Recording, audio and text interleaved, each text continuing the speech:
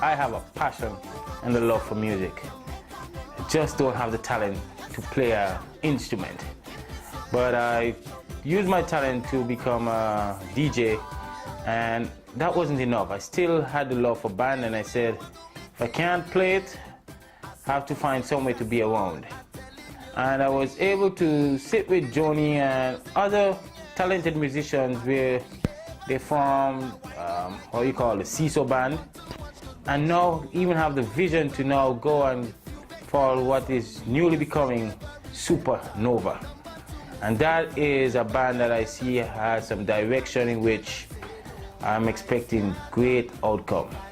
With Joni being able to lead as he does and show people his true potential and his talent. Well, Supernova sprung out of CISO band, where a few of us thought that the band is too large to carry to certain gigs.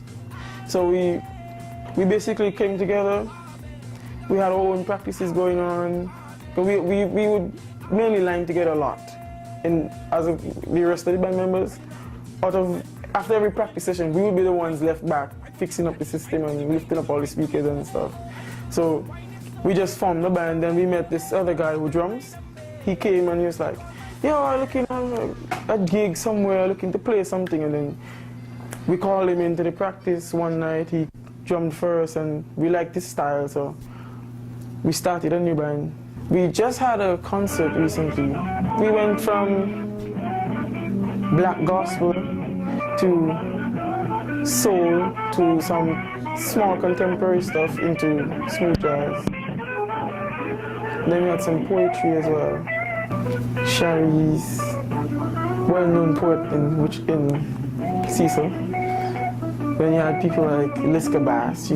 I didn't know she was that artistic until she came to me and she was like, yeah, I have a poem. And she said, I was shocked. So I said, why don't you just bring it onto the show?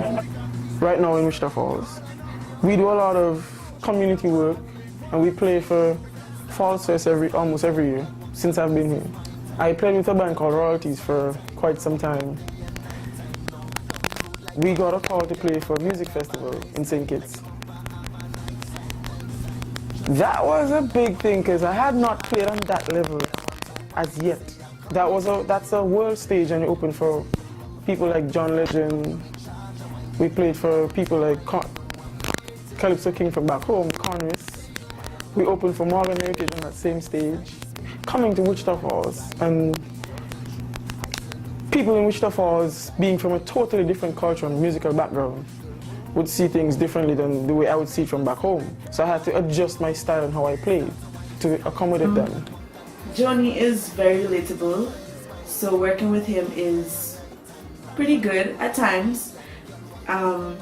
When it comes to band, however, it's Joni, so he hears every little wrong detail.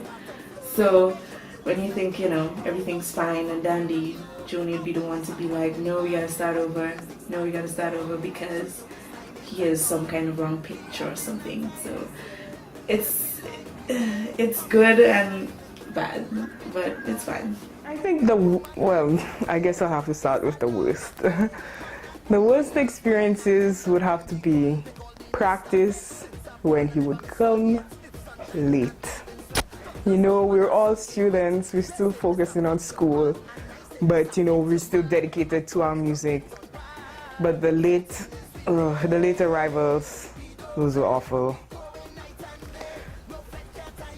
Our best experiences, they're actually on stage, where he really showcases his flamboyant tendencies. And I think the most memorable one would be at the talent show that As One Gospel held in Aiken Auditorium. And he and Gavin were having a little sound clash.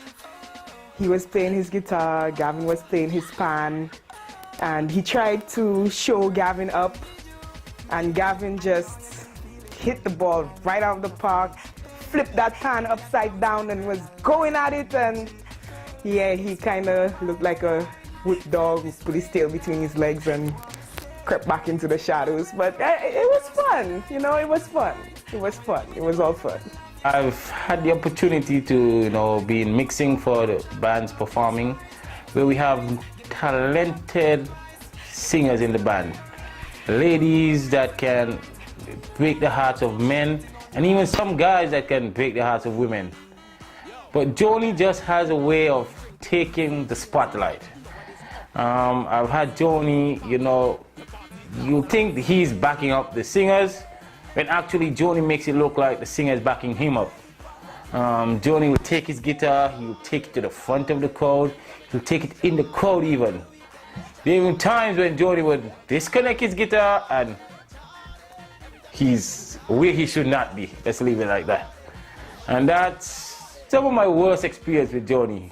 He just needs to understand that he's not the spotlight every time. I don't remember the event, but I mean, we've played so many places and I've managed the band with Joni. But I can recall an example where, here's a song being sung and Joni's not even doing a solo.